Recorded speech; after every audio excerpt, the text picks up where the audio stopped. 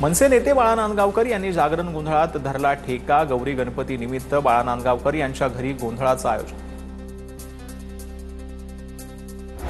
अभिनेता अनिल कपूरने घेतलं लालबागच्या राजाचं दर्शन। पारंपरिक पहिराव करत अनिल कपूर लालबागच्या राजाच्या चरणी गेले।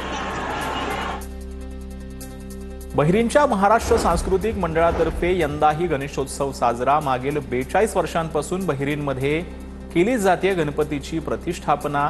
विविध कार्यक्रमांचं आयोजन। खोपोली नगर परिषदेतर्फे गणेश मूर्ती विसर्जनासाठी कृत्रिम तलावाची व्यवस्था। पर्यावरणपूरक गणेशोत्सव साजरा करण्यासाठी प्रयत्न। कृत्रिम तलावाचं गणपती विसर्जन करण्याचं आवाहन।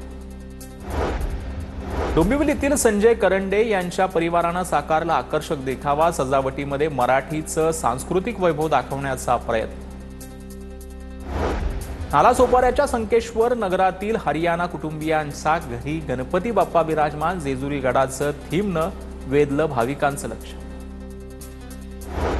आष्टी शहरातील सावता नगर येथील सविता धोंडेंच्या घरी गौराईचं आगमन। संत सावता महाराजांनी शेती फुलवल्याचा देखावा। मागण्यांपेक्षा जरांगेंचा फडणवीसांवर काय रोष आहे हेच कळत नाही। आमदार प्रशांत बंब यांचा सवाल। मराठा समाजाला काही मिळू नये ही शरद पवारांची वृत्ती। बंब यांची टीका। मुद्दाम फडणवीस साहेबांची सरकारमध्ये म्हणजे फडणवीस साहेबांच्या बाबतीमध्ये विष कालवण्याचे प्रकार सर्रासपणे दिसत आहेत।